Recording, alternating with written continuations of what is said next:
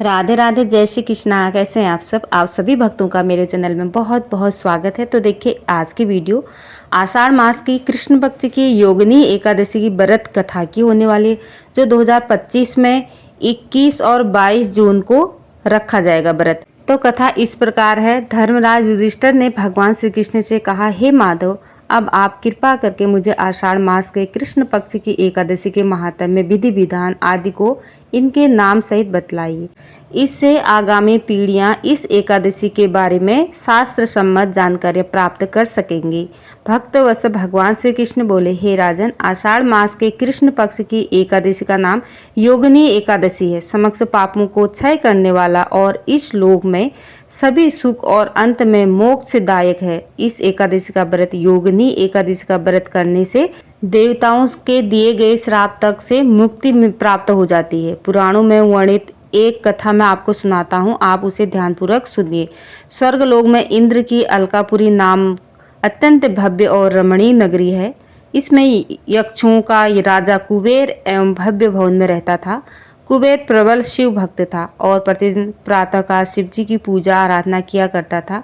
हेम नामक एक माली प्रतिदिन पूजा के लिए मानसरोवर से फूल लाकर कुबेर के यहाँ पहुँचाया करता था। हेम माली की पत्नी का नाम विशालाक्षी था। अप्सराओं के समान सुंदर, अत्यंत गुणवती और महान पतिव्रता थी। हेम माली की पत्नी विशालाक्षी हेम माली अर्धरात्रि में फूल लेने मानसरोवर जाता था और सुबह वहां से फूल लाकर राजा कुबेर के यहाँ पहुंचाता था। एक दिन वह मानसरोवर से पुष्प तो ले आया, परंतु कामातुर होने के कारण मार्ग में ही अपने घर रुक गया और पत्नी के साथ हास्य वियोग और रमण करने में तल्लीन हो गया। जब दोपहर तक कुबेर के पास पूजा के लिए फूल नहीं पहुंचे तो कुबेर ने अपने सेवकों को कारण पता करने के लिए हेम माली के घर भेजा।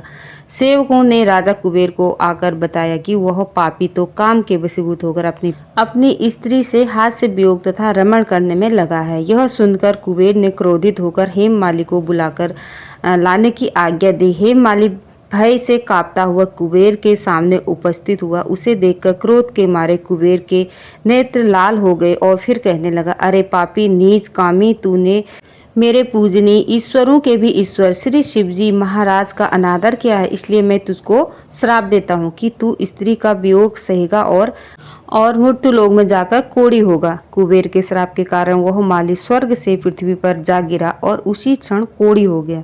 मृत्यु लोक में आकर हेम माली ने घोर कष्ट भोगे। भयानक जंगलों में बिना अन्न और जल से भटकता रहा। रात्रि को निद्रा भी नहीं आती थी, परंतु शिवजी की पूजा के प्रभाव से उसको पिछले जन्म की स्मृति का ज्ञान अवश्य रहा। घूमते घूमते एक दिन वह मार्कंडेय ऋषि के आश्रम में पहुंचा। हेम माली वहां जाकर उनके चरणों में गिर पड़ा। उसको देखकर मार्कंडेय ऋषि बोले, तुमने कौन से ऐसे पाप किए हैं जिससे तू कोढ़ी होकर महान दुख भोग रहा है? हेम माली बोला, हे मुनि, कुबेर का सेवक हूँ। मैं राजा की पूजा के लिए प्रतिदिन पुष्प लाया करता था। एक दिन अपनी स्त्री के साथ विहार करते करते देर हो गई और दोपहर तक पुष्प लेकर ना पहुंचा तो उन्होंने मुझको श्राप दे दिया कि तू अपनी स्त्री का वियोग सहते हुए मृत्यु लोक में जाकर कोढ़ी बनकर दुख भोग।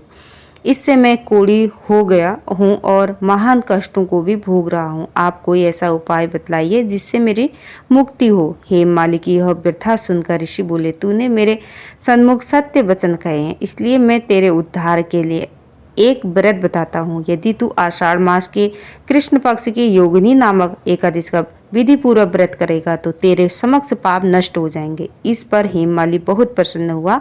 मुनि के वचनों के अनुसार योगिनी एकादशी का विधि पूर्वक व्रत किया, जिसके प्रभाव से वो फिर अपने पुराने रूप में आ गया और अलकापुरी पहुंचकर अपनी स्त्री के साथ आनंदपूर्वक रहने लगा।